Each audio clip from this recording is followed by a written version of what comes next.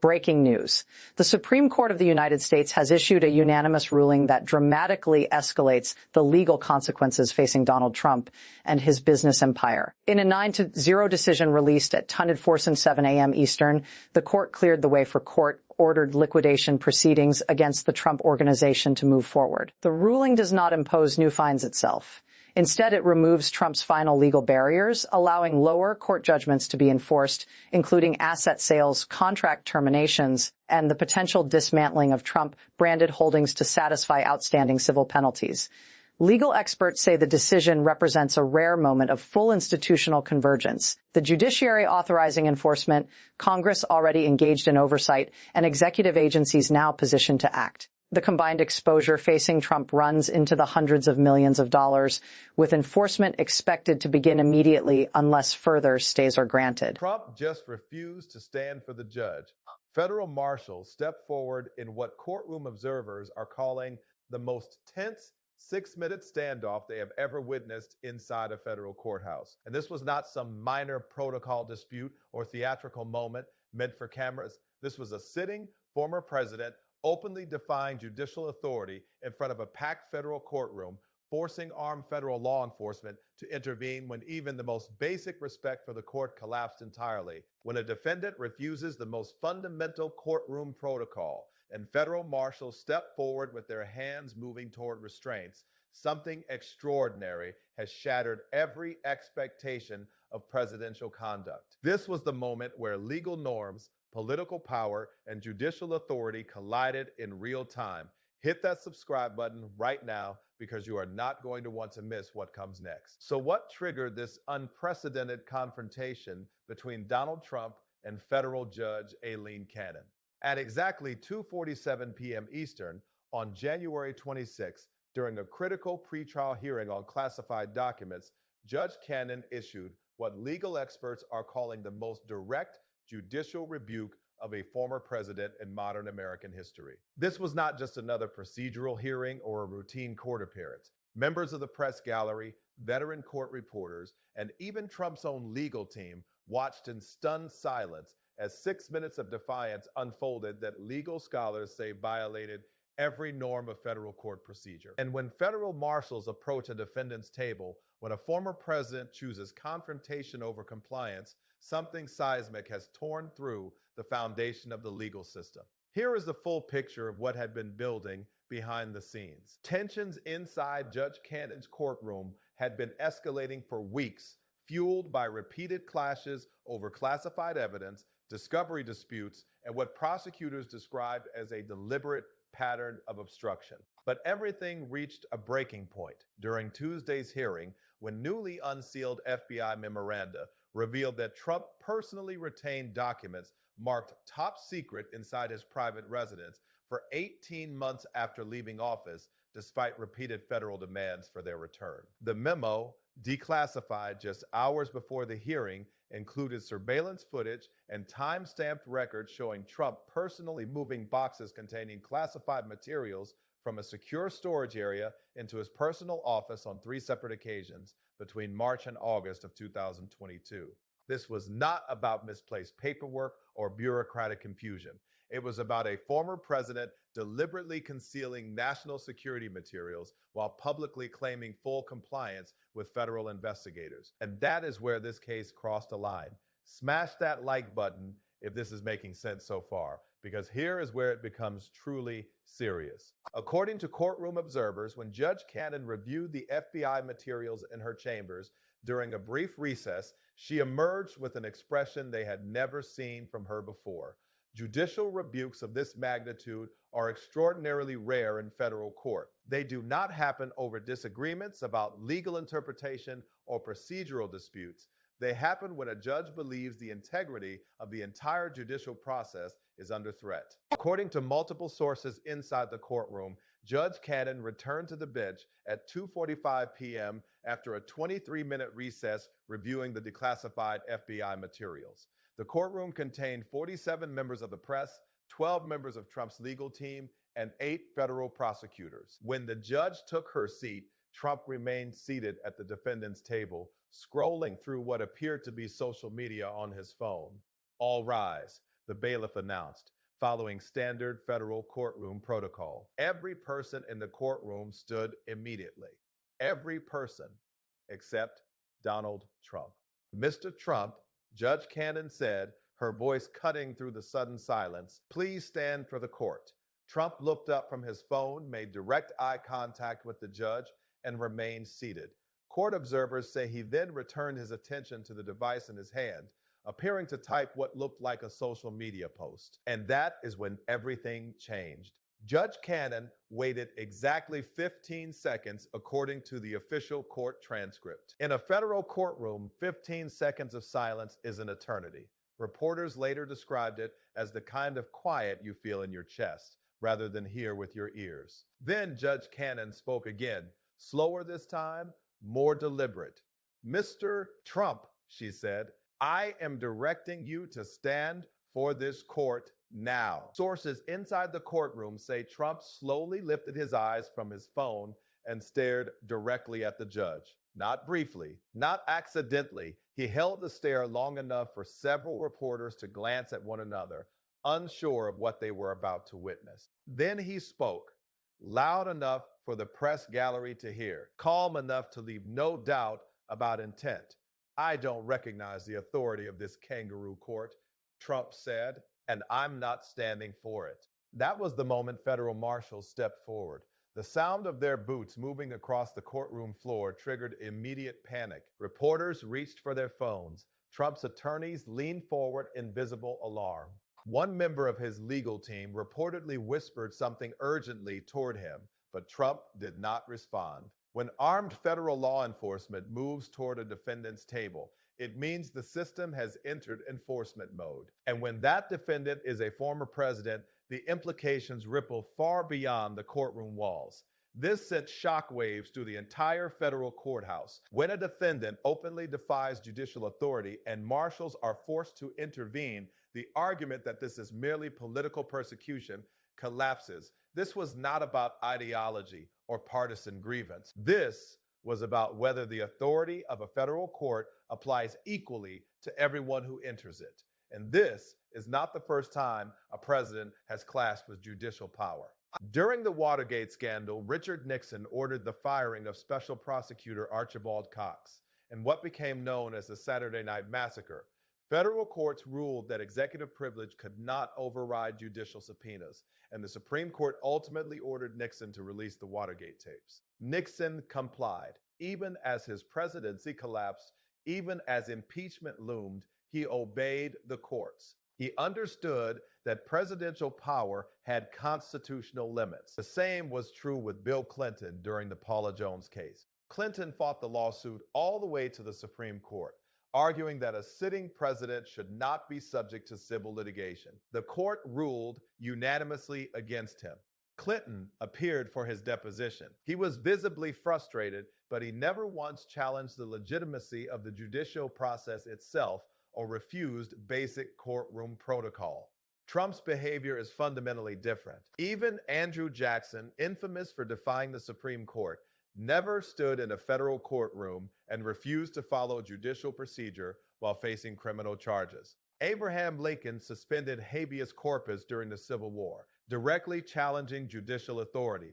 But Lincoln never appeared as a criminal defendant and refused to recognize the judge's authority in open court. That is why legal scholars say Tuesday's confrontation represents a categorical break from more than 2 centuries of constitutional tradition. Constitutional law professor Lawrence Tribe told reporters that while presidents have criticized courts, appealed rulings, and even defied decisions indirectly, none have ever refused basic courtroom decorum while appearing as criminal defendants. More importantly, legal experts say Trump's actions reveal a fundamental misunderstanding of how American constitutional government works. The presidency does not grant immunity from the law. And once a president becomes a private citizen, judicial authority applies fully and without exception. What we witnessed Tuesday, experts say, was someone who still believes political power grants permanent exemption from legal accountability. And the comparison becomes even more stark when you look beyond the United States. Former French President Nicolas Sarkozy stood respectfully for judges during his corruption trial, despite claiming political motivation. Former Israeli Prime Minister Benjamin Netanyahu followed all courtroom protocols during his bribery hearings, even as he attacked the legitimacy of the proceedings outside court. Former South Korean President Park Geun-hye maintained courtroom decorum throughout her impeachment trial while arguing the process was unconstitutional. This is how democracies survive. Leaders submit to the same legal rituals as everyone else. When former leaders refuse to acknowledge basic judicial authority, experts warn they are declaring that democratic institutions no longer apply to them. And that is how democratic systems begin to collapse. And this is where the situation becomes even more alarming. This is not Trump's first time in a courtroom. During years of business litigation, he sat through depositions, stood for judges, and followed standard protocol even when facing hostile questioning over Trump University and his foundation. But now something has changed. This time, Trump is not just fighting a case, he is rejecting the legitimacy of the system itself. According to legal experts who have now reviewed the newly declassified FBI materials, the evidence presented to Judge Cannon shows a pattern of obstruction that goes far beyond disputes over document retention or classification procedures. What investigators uncovered points to deliberate conduct, not confusion, not oversight, and not administrative error. The FBI memo reportedly documents Trump personally instructing staff members to move classified documents into unsecured locations inside Mar-a-Lago on at least 6 separate occasions between February and September of 2002. These were not routine decisions about office storage or legacy materials. Sources familiar with the investigation say the documents included nuclear weapon specifications, foreign intelligence assessments, and detailed military operational plans involving ongoing missions in 3 hostile regions. Materials that under federal law are restricted to secure facilities with continuous oversight. Materials that no private citizen, regardless of former title, has the legal authority to possess. And here is the detail that stunned prosecutors. The memo reportedly includes audio recordings in which Trump tells staff members that certain documents should be kept in his personal safe because, in his words, they prove I was right about everything, and because investigators can't handle the truth about what really happened. This was not accidental retention. This was not a paperwork dispute. This was a deliberate attempt to maintain control over classified national security information for personal and political purposes. And this context matters because when Judge Cannon returned from chambers, she was no longer dealing with a defendant accused of mishandling documents. She was dealing with someone she now had reason to believe was actively obstructing federal investigations while publicly claiming compliance. That distinction is critical.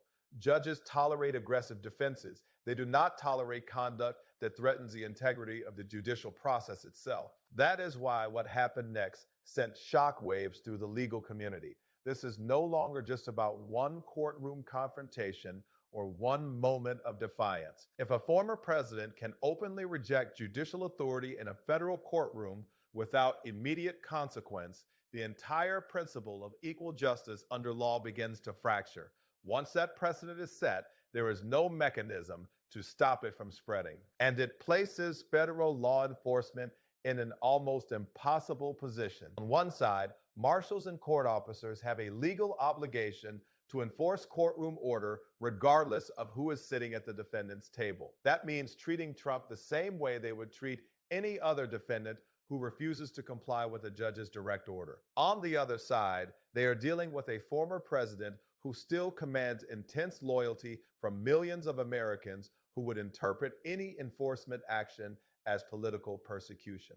Sources within the U.S. Marshals Service, speaking on condition of anonymity, told reporters that Tuesday's incident required real-time coordination between multiple federal agencies. Secret Service agents responsible for Trump's protection had to coordinate with marshals about how to handle potential physical intervention. No one wanted to be the first federal agent to put hands on a former president, but no one wanted to be responsible for allowing judicial authority to collapse in open court either. And the consequences do not stop with Trump.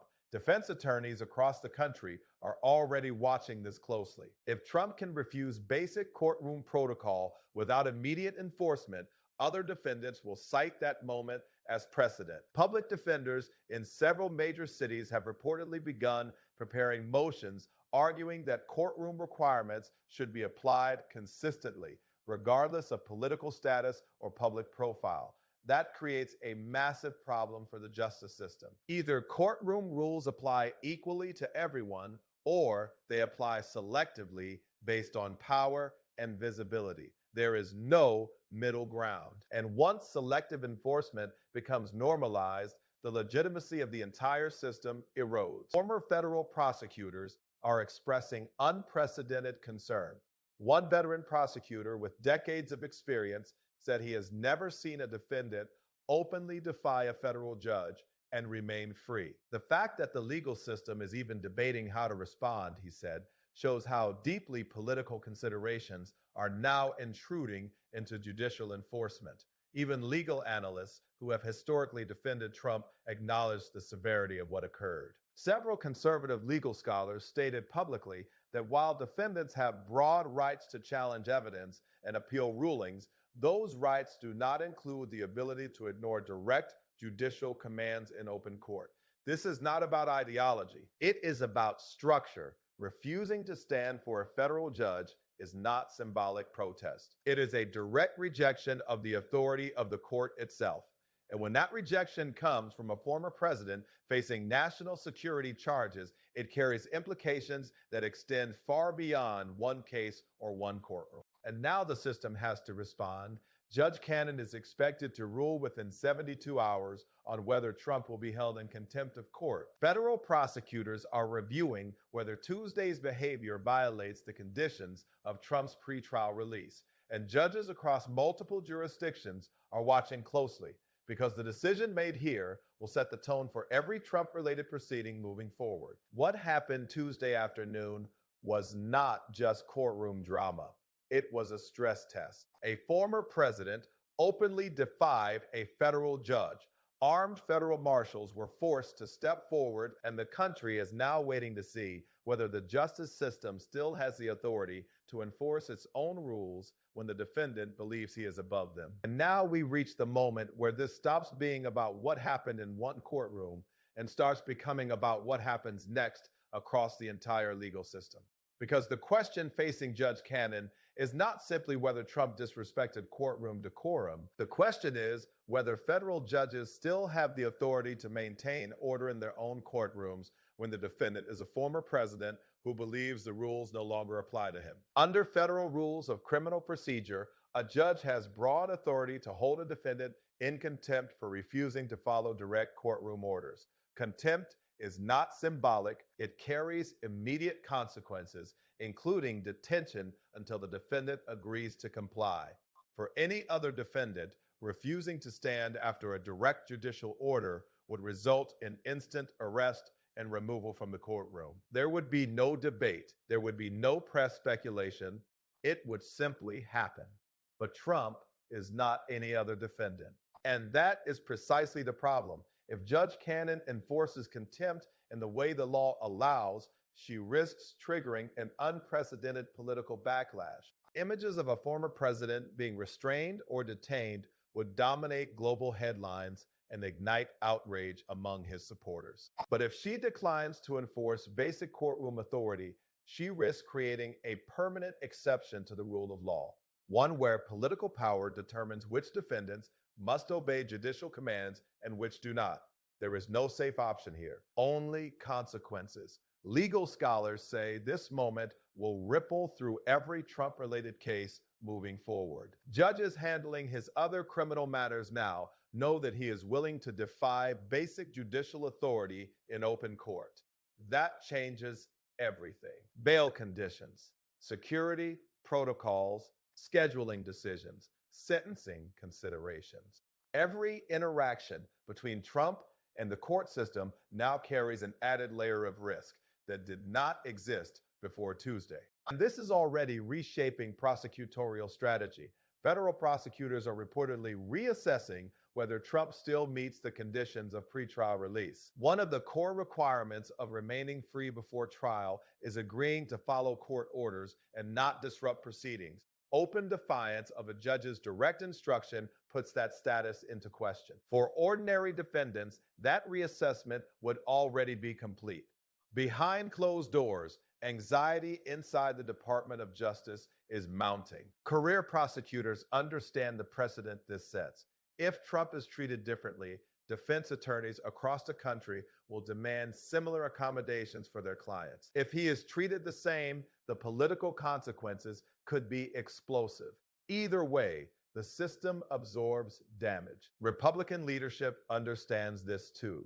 Emergency calls late Tuesday night revealed a party in panic. Some argued that Trump's actions should be framed as justified resistance against a biased system. Others warned that defending open courtroom defiance would alienate independents and suburban voters permanently. The party is fracturing in real time between loyalty to Trump and loyalty to institutions. Meanwhile, Trump's base has already drawn its conclusion. Social media exploded with calls to impeach federal judges, defund the courts, and investigate what supporters describe as judicial humiliation.